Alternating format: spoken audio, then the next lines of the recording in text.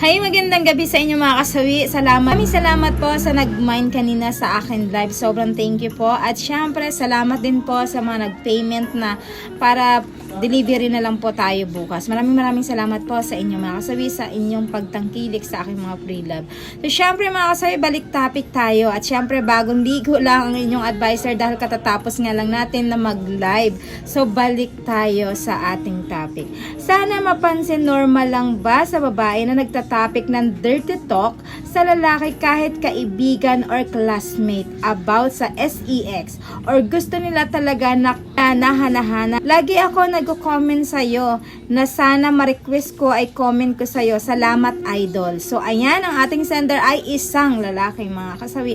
Ang kanyang kahilingan na normal lang ba sa isang babae na nagde-dirty talk? Ayan, kanyang classmate or kaibigan. Syempre for me mga kasabi bilang babae, magbibigay tayo ng suggestion tungkol dito sa ating sender. Ayan, para sa akin normal naman na kung magkaibigan kayo ng matagal at mag-classmate kayo ng matagal, why not? Pwede naman talagang pag-usapan yan, lalong-lalo na normal naman talaga na pag-usapan yan, lalo kapag matagal na kayo na magkaibigan or classmate, lalo kapag kayong pinag-uusapan nyo ay mga grain, yung mga joke na pang dirty talks, diba? For example, yung mga hanahana, yung mga ganyan, love making, normal yun na minsan kasi mas maganda din na nag-open ang mga kababaihan tungkol dito na yung mga green joke. Alam niyo ba, napaka maganda din sa isang babae na nag-joke minsan ng ganito.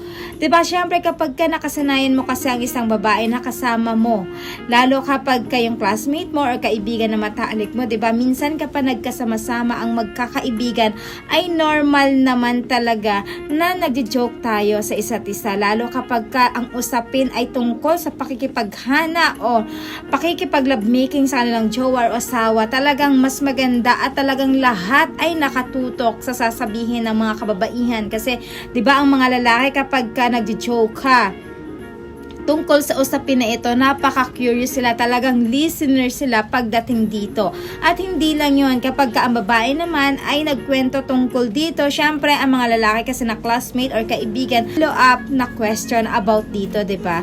Kaya okay lang para sa akin na magkwentuhan ng about dito, walang masama doon, lalo pat kayo ay matagal na magkakaibigan. Napaka-normal yun.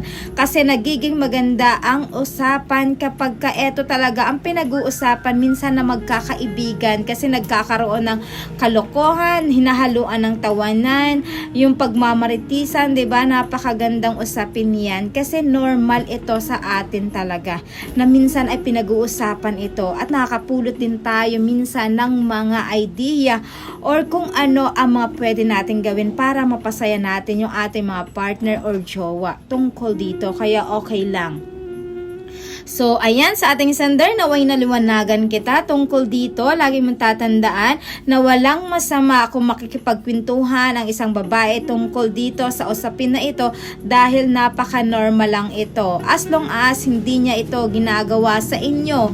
Kapag ka ito ay nagiging masama lang sa paningin ninyo, kung ito ay merong kabit, ayan, or ito naman ay nakikipag-akit sa inyo or inaakit kayo, pero wala naman itong masamang ibig sabihin, ay wala itong problema mga kasawi. Ito ay kasiyahan lang ninyo na magbarkada tungkol sa usapin na ito.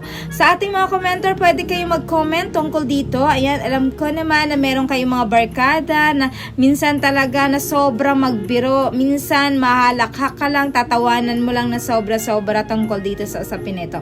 Maraming salamat mga kasawi sa patuloy na pagsuporta nyo sa akin, sa walang sawang pag-share at pag-comment. Sa mga hindi pa po nakapag-subscribe mga kasawi, pwede kayong mag-subscribe, pwede na rin kayo mag-follow para updated kayo sa topic ko araw-araw. Magandang gabi sa inyo mga kasawi. Mahal kayo ng inyong advisor. Bye!